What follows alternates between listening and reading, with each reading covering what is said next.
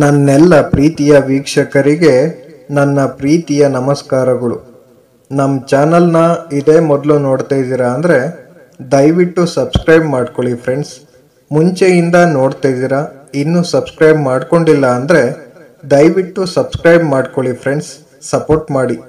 ಮಹಾರಾಜ ಪೌಷ್ಯನು ಉತ್ತಂಕನನ್ನು ಸ್ವಾಗತಿಸಿ ಸತ್ಕರಿಸಿದನು. ಉತ್ತಂಕನು ರಾಣಿಯ ಕಿವಿಯೋಲೆಗಳು ಬೇಕಾಗಿವೆ ಎಂದಾಗ ರಾಣಿಯನ್ನೇ ಕೇಳಿ ಪಡೆಯಿರಿ ಎಂದು ರಾಜನು ತಿಳಿಸಿದನು.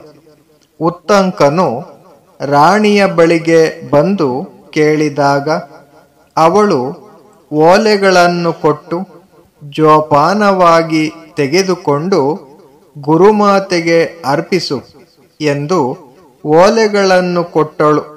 ಸರ್ಪಗಳ ರಾಜನಾದ ತಕ್ಷಕನಿಗೆ ಈ ಓಲೆಗಳಲ್ಲಿ ಆಸಕ್ತಿ ಇತ್ತು. ಅದಕ್ಕಾಗಿ ಸನ್ಯಾಸಿಯ ರೂಪದಲ್ಲಿ ಉತ್ತಂಕನನ್ನು ಅನುಸರಿಸಿ ಹೊರಟನು. ಆಗಾಗ ಹಿಂತಿರುಗಿ ನೋಡಿದಾಗ ಸನ್ಯಾಸಿ ತನ್ನನ್ನು ಅನುಸರಿಸುತ್ತಿದ್ದಾನೆ ಎಂದು ತಿಳಿದರೂ ನಿರ್ಲಕ್ಷಿಸಿದನು. ನದಿಯ ಬಳಿಗೆ ಬಂದಾಗ ಸಾಯಂಕಾಲವಾಯಿತು. ಉತ್ತಂಕ ಓಲೆಗಳನ್ನು ತೀರದಲ್ಲಿಟ್ಟು ನದಿಗಿಳಿದನು. ತಕ್ಷಕನು ಆ ಸಮಯದಲ್ಲಿ ಓಲೆಗಳನ್ನು ಅಪಹರಿಸಿಕೊಂಡು ಓಡಿದನು. ಹಾವಿನ ಬಿಲದ ಬಳಿಗೆ ಬಂದು ಹಾವಿನ ರೂಪ ತಾಳಿ ಬಿಲವನ್ನು ಸೇರಿದನು. ಉತ್ತಂಕನು ಬಿಲದವರೆಗೆ ಬಂದು ಅನೇಕ ರೀತಿಯಿಂದ ತಕ್ಷಕನ ಹಿರಿಮೆಯನ್ನು ಹೊಗಳಿ ಓಲೆಗಳನ್ನು ಕೊಡುವಂತೆ ಕೇಳಿದನು. ಆದರೂ ತಕ್ಷಕ ಹೊರಗೆ ಬರಲಿಲ್ಲ. ಉತ್ತಂಕನು ಅಗ್ನಿದೇವನನ್ನು ಬೇಡಿ ಸರ್ಪಲೋಕವನ್ನೇ ಸುಡಲು ಇಷ್ಟಪಟ್ಟನು. ಅಗ್ನಿದೇವನು ಪ್ರತ್ಯಕ್ಷನಾಗಿ ಪಾತಾಳವನ್ನು ಆವರಿಸಿ ಸುಡಲಾರಂಭಿಸಿದಾಗ ಹೆದರಿದ ತಕ್ಷಕ ಓಲೆಗಳನ್ನು ಕೊಟ್ಟನು. ಹೀಗೆ 3 ದಿನಗಳಲ್ಲಿಯೇ ಓಲೆ ಸಹಿತ ಬಂದ ಉತ್ತಂಕನು ಗುರುಮಾತೆಗೆ ಓಲೆಗಳನ್ನು ಕೊಟ್ಟನು. ಗುರುಗಳಾದ ವೇದರು ಮತ್ತು ಅವರ ಪತ್ನಿ ಶಿಷ್ಯನನ್ನು ಆಶೀರ್ವದಿಸಿ ಕಳಿಸಿದರು. ಗುರು ಸೇವೆಯನ್ನು ಮಾಡುವ ಕಾರ್ಯದಲ್ಲಿ ತಕ್ಷಕ ತನಗೆ ತೊಂದರೆ ಕೊಟ್ಟಿದ್ದಕ್ಕೆ ಬೇಸರಪಟ್ಟ ಉತ್ತಂಕ ಸರಿಯಾದ ಶಿಕ್ಷೆ ಕೊಡಲು ಬಯಸಿ ಹಸ್ತಿನಾಪುರದ ಕಡೆಗೆ ಹೊರಟನು. ಜಯಮೇಜಯ ರಾಜನನ್ನು ಭೇಟಿಯಾಗಿ ಉತ್ತಂಕನು, ಮಹಾರಾಜ, ನಿನ್ನ ತಂದೆ ಮಹಾಭಾರತ ಸರ್ಪಕಚ್ಚಿ ಸತ್ತನಲ್ಲವೇ? ನೀನೇನು ಪ್ರತೀಕಾರ ಮಾಡಿದೆ? ತಕ್ಷಕನು ಮೋಸ ಮಾಡಿದ್ದು ಮರೆತೇ ಹೋಯಿತೆ ಎಂದು ಕೇಳಿದನು. ಜಯಮೇಜಯನು, ಋಷಿಗಳೇ, ನೀವು ನನ್ನ ಕರ್ತವ್ಯವನ್ನು ನೆನಪಿಸಿದಿರಿ. ನಾನು ಈಗೇನು ಮಾಡಬೇಕೆಂದು ನೀವೇ ಸೂಚಿಸಿರಿ ಎಂದು ಕೇಳಿದನು. ಉತ್ತಂಕನು, ಮಹಾರಾಜ, ನೀನು ಸರ್ಪಯಾಗವನ್ನು ಮಾಡಿ ಸರ್ಪಕುಲವನ್ನು ನಾಶಗೊಳಿಸು ಎಂದು ಸೂಚಿಸಿದನು. ಜನಮೇಜಯನು ಸರ್ಪಯಾಗಕ್ಕಾಗಿ ಸಕಲ ಸಿದ್ಧತೆಗಳನ್ನು ಮಾಡಿಸಿದನು. ತಪಸ್ವಿಗಳು ಸೋತರನ್ನು ಕುರಿತು, ಋಷಿಗಳೇ, ಕೇವಲ ತಕ್ಷಕ ಮಾಡಿದ ಅಪರಾಧಕ್ಕೆ ಇಡೀ ಸರ್ಪಕುಲದ ನಾಶವೇಕೆ? ಇದು ಸರಿಯೇ ಎಂದು ಕೇಳಿದರು. ಸೋತರು ತಪಸ್ವಿಗಳಿಗೆ ವಿವರಣೆ ನೀಡುತ್ತಾ, ನಿಮ್ಮ ಸಂಶಯ ಸಹಜವಾಗಿದೆ. ಎಲ್ಲ ಸರ್ಪಗಳು ಸಹ ಈ ಹಿಂದೆಯೇ ಸಾಯಬೇಕಾಗಿತ್ತು. ಆ ಕತೆ ಕೇಳಿರಿ ಎಂದು ಸರ್ಪಗಳ ಬಗ್ಗೆ ತಿಳಿಸಿದರು. ಪ್ರಜಾಪಿತ ಬ್ರಹ್ಮನ ಮಕ್ಕಳಾದ ಕದ್ರು, ವಿನತೆ ಮುಂತಾದವರು ಕೌಶ್ಯಪನ ಪತ್ನಿಯರಾದರು. ಕದ್ರುವಿನ ಮಕ್ಕಳು ಸರ್ಪಗಳು. ಆದಿಶೇಷನು ಸರ್ಪರಾಜ ಭೂಮಿಯನ್ನೇ ಧರಿಸಿದನು. ವಿನತೆಯ ಮಕ್ಕಳು ಅರುಣ ಮತ್ತು ಗರುಡ. ಅರುಣಾಸುರನ ಸಾರಥಿಯಾದನು. ಗರುಡನು ಶ್ರೀಹರಿಯ ವಾಹನವಾದನು. ಕ್ಷೀರಸಾಗರ ಮಂಥನಾದ ನಂತರ ಉಚ್ಚೈಶ್ರವಸ್ ಎಂಬ ಕದ್ರು ಮತ್ತು ವಿನತೆಯರು ಕ್ಷೀರಸಾಗರದಿಂದ ಮೇಲೆ ಬಂದ ಕುದುರೆಯ ಬಗ್ಗೆ ಜಗಳವಾಡಿದರು. ತಮ್ಮ ತಮ್ಮಲ್ಲಿ ಪಂದ್ಯ ಕಟ್ಟಿ ಪರಸ್ಪರ ಪಂದ್ಯದಲ್ಲಿ ಸೋತವರು ಗೆದ್ದವರ ದಾಸಿಯಾಗುವುದೆಂದು ತೀರ್ಮಾನಿಸಿದರು. ಕುದುರೆ ಪೂರ್ಣ ಬೆಳ್ಳಗಿದೆ ಎಂದು ವಿನತೆ ಹೇಳಿದರೆ ಎಲ್ಲಿಯಾದರೂ ಕಪ್ಪು ಇರಬಹುದು ಎಂದು ಕದ್ರು ವಾದಿಸಿದಳು. ಕದ್ರು ವಾಸುಕಿ, ಆದಿಶೇಷ, ತಕ್ಷಕ, ಶೇಷ, ಕಾಕೋಟಕ ಮೊದಲಾದ ಮಕ್ಕಳನ್ನು ಕರೆದು ಕುದುರೆಯ ಬಾಲವನ್ನು ಮುಚ್ಚಿಬಿಡಿ, ನಾವು ನೋಡಲು ಬಂದಾಗ ಅದು ಕಪ್ಪಾಗಿ ಕಾಣಲಿ ಎಂದು ವಂಚನೆಯ ಸಂಚು ಮಾಡಿದಳು. ಸರ್ಪಗಳು ನಾವು ಮೋಸ ಮಾಡುವುದು ಸರಿಯೇ ಎಂದು ಕೇಳಿದಾಗ ಸಿಟ್ಟಿಗೆದ್ದ ಕದ್ರು, ನನ್ನ ಮಾತು ವಿರೋಧಿಸುವಿರ, ಬೆಂಕಿಯಲ್ಲಿ ಬಿದ್ದು ಸಾಯಿರಿ ಎಂದು ಶಪಿಸಿದಳು. ಅವರು ಕುದುರೆಯ ಬಾಲವನ್ನು ಮುಚ್ಚಿದರು. ವಿನತೆ ಸೋಲೊಪ್ಪಿಕೊಂಡು ಕದ್ರುವಿನ ಸೇವಕಿಯಾದಳು.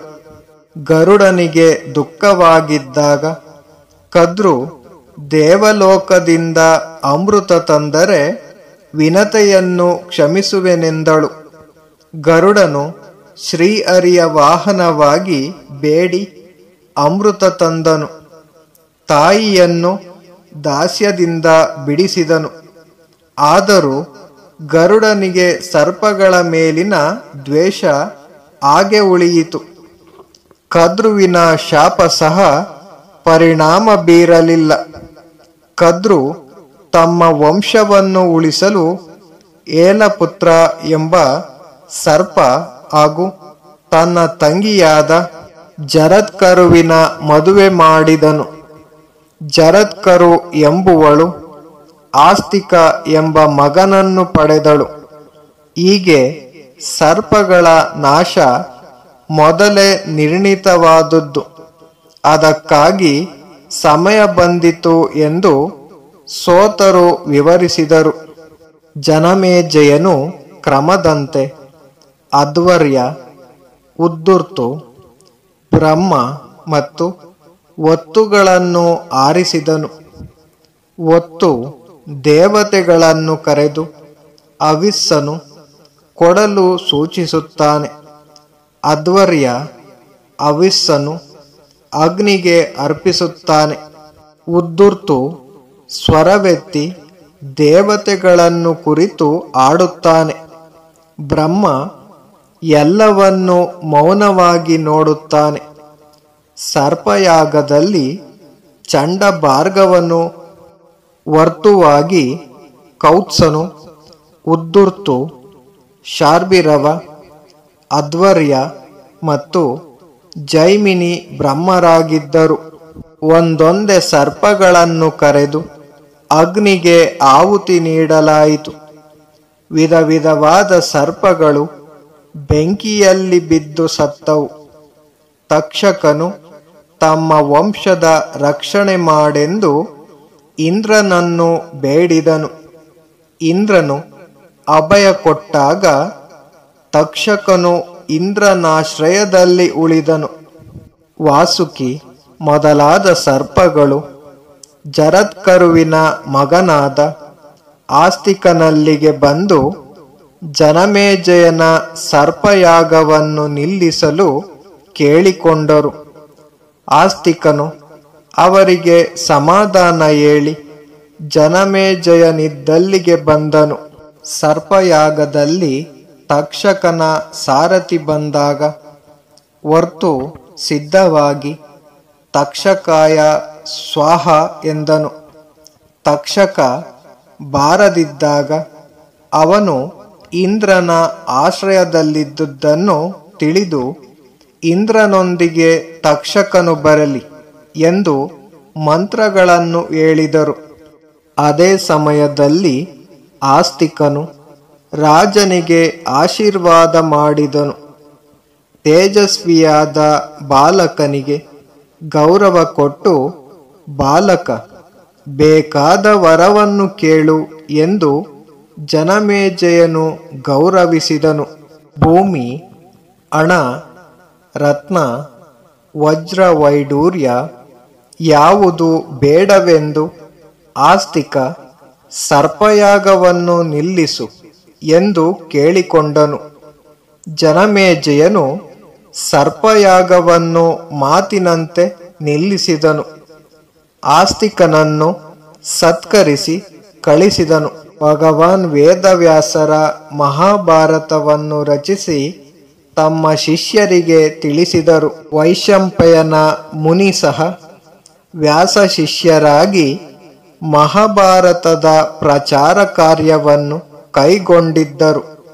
ಜನಮೇಜಯನು ಸರ್ಪಯಾಗವು ಅರ್ಧದಲ್ಲಿಯೇ ನಿಂತು ಹೋದುದರಿಂದ ನೊಂದಿದ್ದನು. ಅವನಿಗೆ ತನ್ನ ವಂಶಜರ ಚರಿತ್ರೆಯನ್ನು ಕೇಳುವ ಮನಸ್ಸಾಯಿತು. ವೈಶಂಪಾಯರನ್ನು ಕರೆಸಿ, ಮುನಿಗಳೇ, ನಮ್ಮ ವಂಶಜರ ದಿವ್ಯ ಚರಿತೆಯನ್ನು ನಮಗೆಲ್ಲ ತಿಳಿಸಿರಿ ಎಂದು ಕೇಳಿದನು. ವೈಶಂಪಾಯನರು ಚಂದ್ರವಂಶದವರ ಚರಿತ್ರೆಯನ್ನು ಹೇಳಲಾರಂಭಿಸಿದರು. ಪಂಚಮವೇದ ಎಂದು ಪ್ರಸಿದ್ಧಿ ಪಡೆದ ಮಹಾಭಾರತ ಕಥೆಯನ್ನು ವೈಶಂಪಾಯನರು ಜನಮೇಜಯನಿಗೆ ತಿಳಿಸಿದರು. ಸೋತರು ಋಷಿಗಳಿಗೆ ಹೇಳಿದರು. ಜನಮೇಜಯ ತನ್ನ ಪರಿವಾರ, ಮಂತ್ರಿ, ಸೇನಾಪತಿ, ಪ್ರಜೆಗಳೊಂದಿಗೆ ಮಹಾಭಾರತ ಕಥೆಯನ್ನು ಕೇಳಲು ಸಿದ್ಧನಾದನು. ಪರಾಶರ ಮಹರ್ಷಿಗಳ ಪುತ್ರರಾದ ವೇದವ್ಯಾಸರು ವೇದಗಳನ್ನು ವಿಭಾಗಿಸಿದ್ದರಿಂದ ವೇದವ್ಯಾಸರೆಂದು ಹೆಸರು ಪಡೆದರು. ಕೃಷ್ಣ ದೈಪಾಯಣ, ಪಾರಶರ, ಬಾದರಾಯಣ ಎಂದು ಅವರನ್ನು ಕರೆದಿದ್ದಾರೆ. ಬ್ರಹ್ಮನೇ ಮಹಾಭಾರತವನ್ನು ಹೊಗಳಿದ್ದಾನೆ. ಗಣಪತಿ ಬರೆದವನು, ವ್ಯಾಸರು ರಚಿಸಿದವರು. ಈ ಮಹಾಭಾರತವನ್ನು ದೇವಲೋಕದಲ್ಲಿ ನಾರದರು, ಪಿತೃಲೋಕದಲ್ಲಿ ದೇವರು, ಗಂಧತ್ವ ಲೋಕದಲ್ಲಿ ದೇವಲರು, ಗಂಧತ್ವ ಲೋಕದಲ್ಲಿ ಶುಕರು, ಭೂಲೋಕದಲ್ಲಿ ವೈಶಂಪಾಯನರು ಪ್ರಚಾರ ಮಾಡಿದರು. ಧರ್ಮ, ಅರ್ಥ, ಮೋಕ್ಷಶಾಸ್ತ್ರಗಳು ಈ ಮಹಾಗ್ರಂಥದಲ್ಲಿವೆ. Thank you for watching friends. Please subscribe my channel.